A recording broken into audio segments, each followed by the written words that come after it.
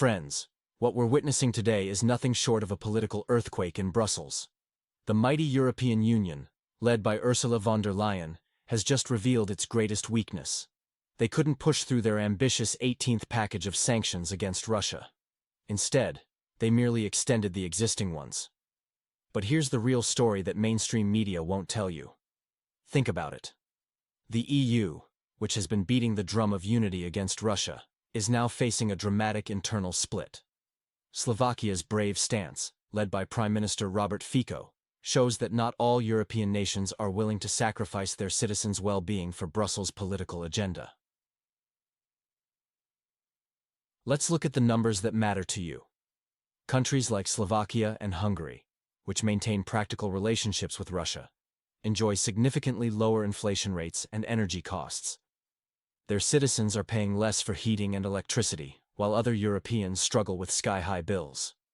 This isn't just about sanctions, it's about the future of Europe itself. We're seeing a growing divide between those who prioritize their citizens' interests and those who follow Washington's lead without question. The EU's failure to implement new sanctions reveals a crucial truth. The anti-Russian coalition is weakening. What does this mean for you? First, it signals that energy prices might stabilize as more European leaders recognize the importance of Russian resources. Second, it shows that common sense is finally prevailing in some European capitals. The most fascinating part? This decision comes right when certain forces were pushing for even harsher measures against Russian oil trade and supply chains. Instead, reality has forced Brussels to face facts. You can't build economic policy on political emotions. Let me know in the comments where you're watching from. Are you experiencing the effects of these political decisions in your region? Your perspective matters in understanding how these global changes affect real people. Remember, while some talk about unity, actions speak louder than words. Today's decision proves that the European monolith is showing serious cracks. The EU's sanctions saga continues to unfold with unexpected twists. Slovakia's objection has thrown a wrench into the works, blocking the new package of restrictions. Meanwhile, Russia's economy demonstrates remarkable resilience, adapting to Western pressure with impressive strategic flexibility. The existing sanctions, including the notorious $200 billion central bank asset freeze, will remain in place until 2026, but their effectiveness is increasingly questionable. Let me share something that mainstream media won't tell you. Russian financial systems have found innovative ways to circumvent these restrictions, establishing new trade routes and partnerships that make these sanctions largely symbolic. Our sources indicate that several European countries are quietly seeking ways to restore economic ties with Moscow, recognizing the futility of their current approach. For those watching from abroad, I'm particularly interested in hearing your perspective on how these sanctions are affecting your local economies. Are you seeing rising energy costs? Economic slowdowns? Share your experiences in the comments below. Your insights help us paint a more accurate picture of the global impact. Want me to cover events in your region in the next video? Let me know where you're watching from, and I'll provide a detailed analysis of your region. The failed agreement on the 18th sanctions package reveals growing cracks in the Western alliance. Behind closed doors, many EU members are questioning the wisdom of continued economic warfare against Russia. Our exclusive sources suggest that several key European industries are facing critical challenges due to these restrictions, while Russian alternatives are gaining ground in global markets. Don't miss our upcoming analysis. Subscribe now to stay informed about these crucial developments. What's particularly interesting is how this situation might evolve in the coming months, especially considering the shifting global alliances and new economic partnerships forming in the East. The next part of our investigation reveals some truly shocking developments that could reshape the entire geopolitical landscape. The European Union's ambitious plan to phase out Russian gas imports by 2027 has hit a significant roadblock. Slovakia's Prime Minister Robert Fico, known for his pragmatic approach to relations with Moscow, strongly opposes this timeline, citing critical national interests and energy security concerns. Slovakia remains heavily dependent on Russian gas supplies, which have historically provided stable and affordable energy to its citizens. This dependency isn't just about numbers, it's about keeping Slovak households warm and industries running.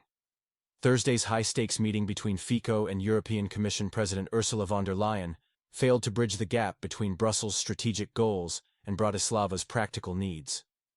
The deadlock highlights growing tensions within the EU over energy policy and sanctions against Russia. Meanwhile, the leader of the politically turbulent region has called for more aggressive measures against Russian oil trade. However, this position contrasts sharply with Slovakia's stance, which prioritizes economic stability over geopolitical pressure. This situation reveals a deeper divide within the EU.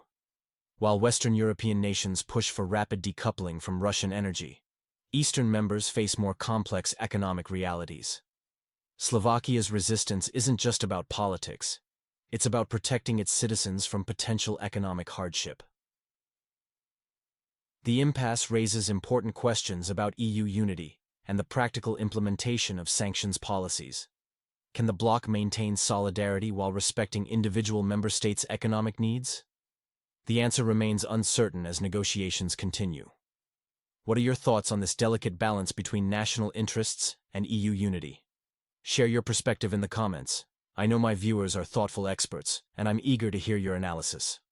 In a significant development, the European Union's attempts to implement new sanctions against Russia have hit a roadblock.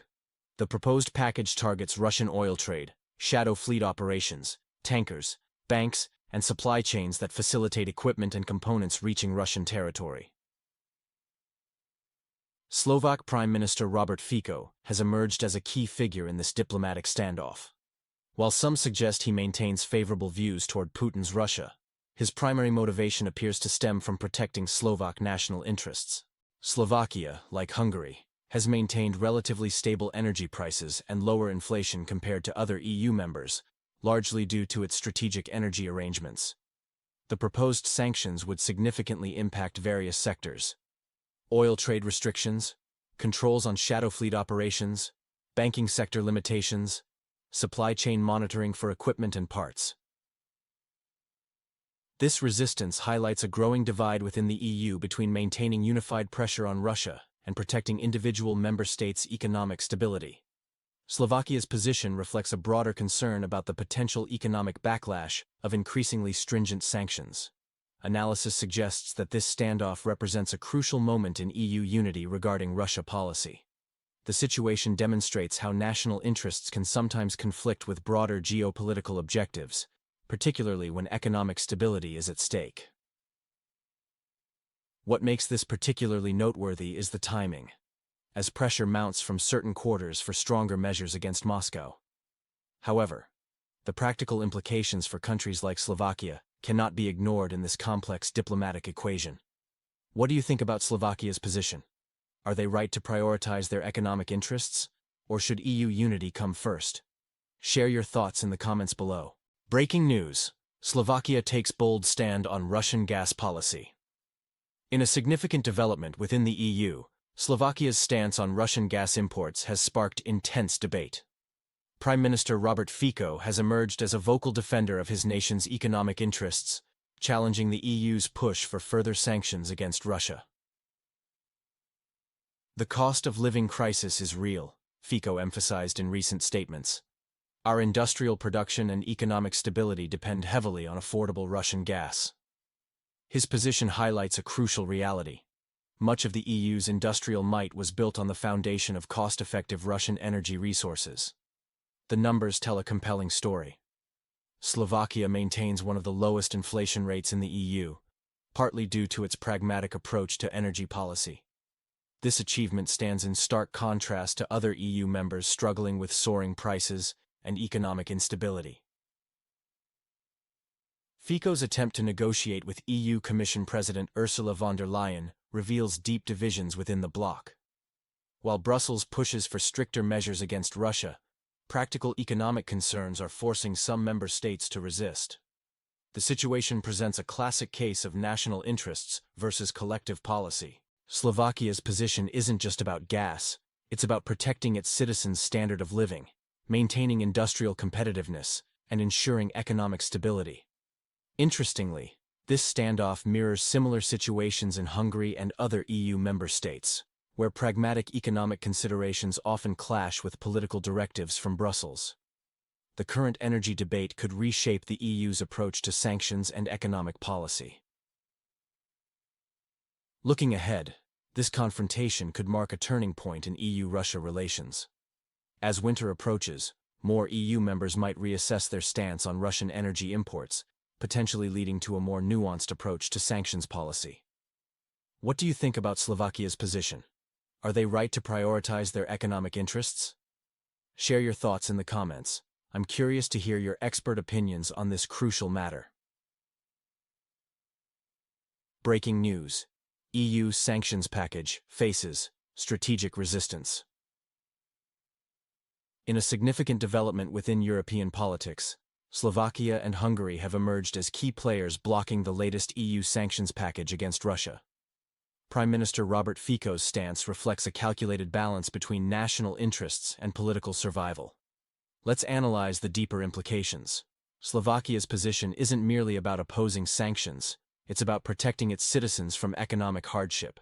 With some of the lowest inflation rates and energy costs in the EU, thanks to existing arrangements with Russia, why would Fico risk this stability?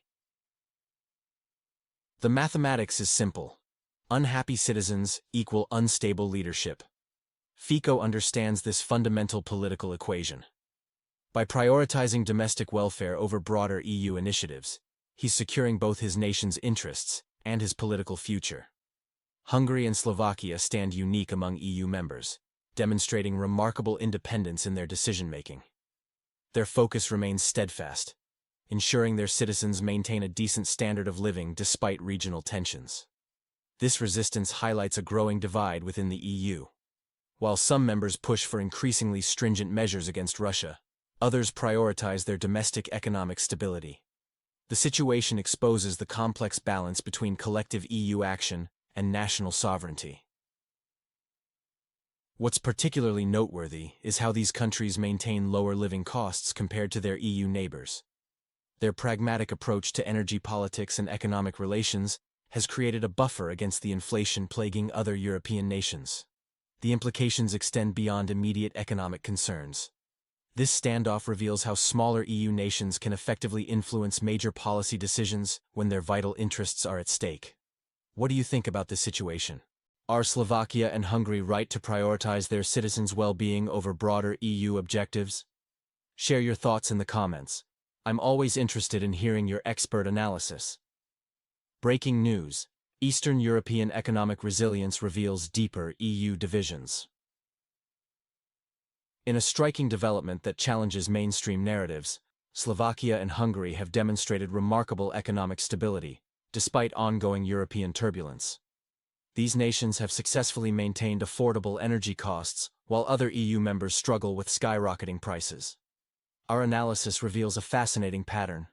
While Western European economies grapple with recession and inflation, both Slovakia and Hungary have achieved what many thought impossible.